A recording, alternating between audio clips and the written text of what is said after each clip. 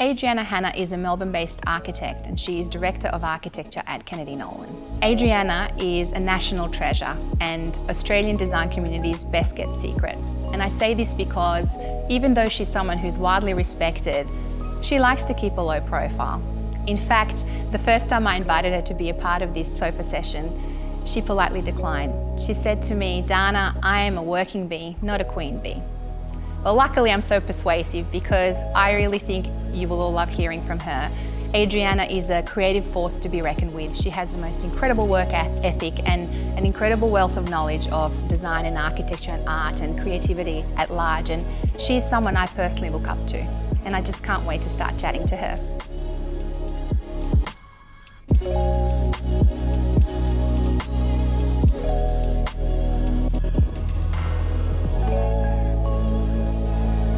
I would love to chat to you a little bit about your approach to architecture and your design philosophy. And I'm kind of keen on this idea how your own values align with the practice within which you work. You've been at Kennedy Nolan most of your professional life. Like, this is your second job out of uni, is that right? First job out of uni. And it was while I was at uni. While you were at uni, okay. I've been with Kennedy Nolan for 14 years. I started as a student there. Pat and Rach were just excellent mentors, and there was a small group of us when we started at the time, but we're all quite a tight-knit collective, and you know, I think my years there were formative. It's definitely made me the sort of designer I am today. But for the practice, for Kennedy Nolan, design is very much about the human experience, and I think those values I definitely carry through.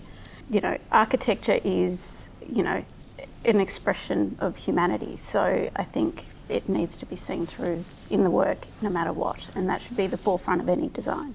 You come from a large family, and I know you celebrate Easter at a strange time like I do, Orthodox calendar. Do you feel like some of that influences what you do? Yeah, so we grew up as a large family, and I think culturally we were always used to entertaining and hosting and having lots of people around, so always relatives visiting. So I think that does come through sometimes in the work about how you have people around, how you can host a party or how you can celebrate within a home. And, you know, domesticity, I think, isn't necessarily about sleeping and cleaning and making food. It's shared with the family. And so I think for the way we consider design, or the way I consider design from my cultural background, I think we're always about how we share our home with other people, not just ourselves, and not as a private entity. Yeah. Do you feel like, you know, some of the motives or maybe some of the colours or patterns or is that in any way kind of plays out in your mind subconsciously? I know that I never knew why I was so obsessed with colour. Not that you'd tell I'm obsessed with colour from my red hair. But, you know, I look back at the photos from my childhood and I think, of course I'm obsessed with colour and pattern. And I never thought about it until just then. But I guess our homes are very, very colourful, and my parents were definitely very colourful people as well, and definitely loved pattern. Mum was covered head to toe in pattern day to day. But maybe I think that does come through somewhat. And I think as a practice, though, colour is also very important. Yeah. Like, it's inherent in all our projects. I think it's very emotive. It invokes memory too, and emotion. And so it's it's an excellent tool for giving vibrancy to a home and adding an additional, that extra layer of personality. How would you define good design? How would you describe what is a good building or a good interior? I've been fortunate enough to be on juries for awards before as well, so it's a question that would always come up, and you know, there's always a standard criteria that you're judging it against, but I think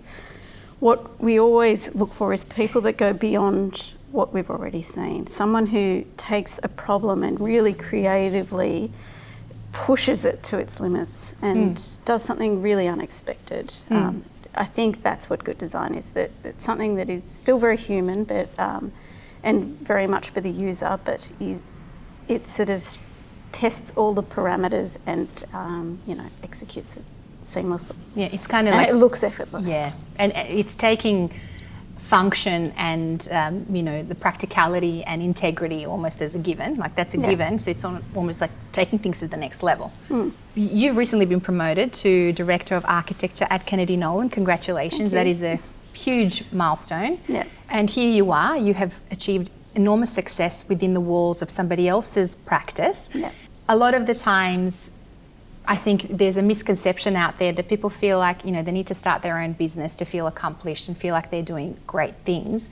And I don't think necessarily this is the case, and I feel like you really are the poster child for this and are inspiring a generation of designers who don't feel like that's what's necessary. And I'm just wondering, what do you think has been the key to your success? I guess it was never my trajectory, my initial plan when I started as a student to be a director, but I guess we started as a close-knit, Patrick and Rachel being the principals, and then there were about 6 senior other architects, and now there are actually 5 directors, and we all just complement each other, and it's a really excellent collective to draw on information from each other, and we're very collaborative as a team. And I think I wouldn't like to think of it as my own personal success to be a director, but I think it's a united sort of thing for the entire practice. Yeah, you're obviously surrounded with colleagues and people that love and support you. Yeah, and I think that those robust sort of collaborations and conversations we have in the office is what has led to the production of these great built outcomes. Yeah. I would love to hear a little bit about your life as a mum life and the juggle. You have beautiful daughters who are twins, right? How old are they? 11? 11. Yeah. I think, again, very fortunate to be in a practice that is quite dominant. When I initially started, it was dominated in females. In fact, there were 3 pregnant women at the same time, and I was one of them. So I think that year we might have produced 5 babies in one year. But, 5 babies in how many buildings? That's right. So it's an incredible workplace from that perspective, in that we all nurtured and sort of supported each other, and it became the norm. So I don't know any different, I guess, and I don't feel like it's a juggle. I feel like it's a lifestyle. Yeah, I feel like it's your life. Yeah. It's my life, and you just adapt. And people often say, "You've had twins. How do you do with twins?" And I think, or you haven't had anything else before. Right, you just adapt. You just do it. You just get on with it, and Has being a mum, does it affect how you design, or how you approach design, how you think about, how you relate to your work or your clients, or design for families? We definitely it's a much more smoother process, I guess, or.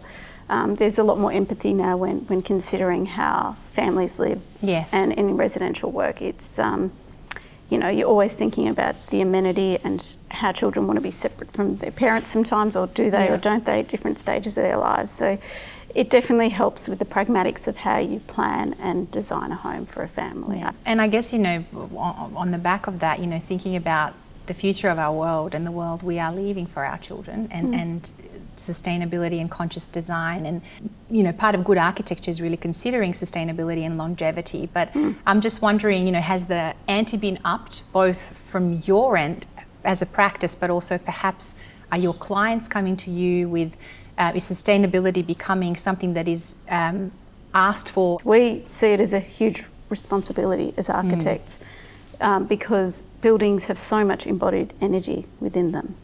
So we have to be mindful as to what we are putting in there and if it will stand the test of time. Across our Nightingale project, for instance, more recently, which I haven't had too much involvement, but that's a sustainable apartment project working with the Nightingale model. We've looked at every facet of the material specification, from tapware to ensure that it's not powder coated or electroplated, which are quite toxic processes. We're trying to use raw materials as they are, so that at the end of their life they can go on to produce another sort of material that can be recycled. But I think we have to question our material specifications, that they either have longevity or that they are sourced locally to reduce carbon emissions in the way they're transported from all over the world. We're trying to more and more trying to find materials that we can source locally across our projects, rather than taking that extreme of ordering tons of slabs from Italy or China. Right. I know that you I feel like you're someone who just is very switched on and is really up to speed with what's happening. I'm just wondering, how do you keep up to date with what's happening in our industry? Is that part of inspiring yourself? How do you manage it all? I think I just have a natural appetite to be across the design industry, and I do like to, completely immerse myself in arts and design of every form. I don't think it's definitely not limited to architecture and interiors or product design. It goes to fashion. I sort of, I'm constantly seeking that information out in my spare time whenever I can find it. Yeah. But there's definitely a natural sort of attraction to it for me from quite a young age. It's an interesting field because it's a barometer of our times. Yes. Design. Yeah. It's a measure of what is happening and a cultural sort of mark. In Does it inspire you? Does it ever overwhelm you, or do you feel like you kind of subconsciously respond to what's going on? Because I do feel like often the work that comes out of Kennedy Nolan, you play a part in it. It may not be your direct project, but I see this kind of stamp of our time, but always balanced with the timelessness. And is that kind of part of this kind of self-education in a way of looking at what's going on? And it's a constant self-education. I think I devote a lot of my own personal time to understand what's happening around us and what trends are, because I don't think we necessarily want to follow trends necessarily. We want it to be absent of all current trends where we can, and just focus on the client and the site and the context of every project. It should be very individual. Now, I know you're quite a passionate supporter of Australian design, and it's something that you like to support in your projects and in your own work, and I guess something you like to inform yourself on. And I just want to know a little bit about how you do this and how does this play out in your projects. Yeah, I have great colleagues and friends that also have a invested interest in Australian design, and we do often go to openings together with them and learn about their design process and the products they're producing. I do immerse myself with design outside of work. I look online, I research, I go to galleries. There's an immense amount of information out there. There's some amazing producers here that are just making fantastic quality pieces that we can't find anywhere else. Original pieces like Daniel Barbera is cast bronze, and trying to ship something of that nature from Europe to here is madness when we can produce it here. There are amazing Australian design companies that are housing these beautiful ranges that we need to support. They're becoming more and more part of the design fabric of this country. And I think people need to become educated to be able to understand that there is quality in these pieces as much as there are in European-made pieces. They're handmade to the same quality. There does need to be a shift in the perception. It's the perception, isn't it? Yeah. Okay, Adriana, I want to wrap up with some quick questions, right? Okay, these are really hard, so I hope you can get them right. I want to know, what's the best mistake you've ever made? Always saying yes. Always saying yes. I think that's a good one. It's probably not a mistake anymore, but I think I always do say yes to everything. And, do you? You said no to me, but then you said yes. So anyway, noted. What rules do you live by? Try everything once. Try everything once. That's good. Adventurous. What's the best piece of advice you've been given? I think it's a quote, and I'm not exactly sure where it's from, but it's "Comparison is the thief of joy." Ah, yes, I think it's just that is excellent. Very true. Yeah.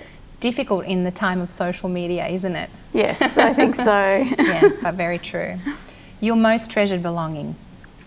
It's probably not a belonging. Maybe my greatest masterpiece, my children. Your my children, twins. of course, of course. And your greatest extravagance? Gosh, collection of lights, my wardrobe. Do you love lighting? I do. I'm obsessed with lighting too. Yeah. Your favourite movie?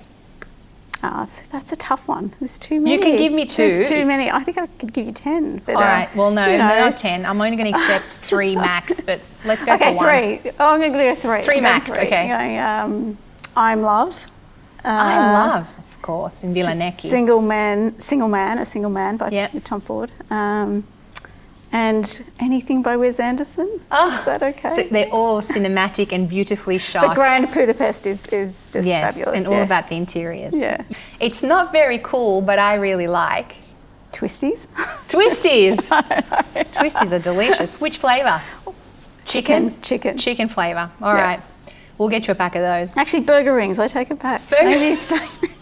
Equally uncool. It's fine. I'll take both. And how would you like to be remembered? An easygoing person that's honest and reliable, I guess. You know, I think just someone who's always a friend.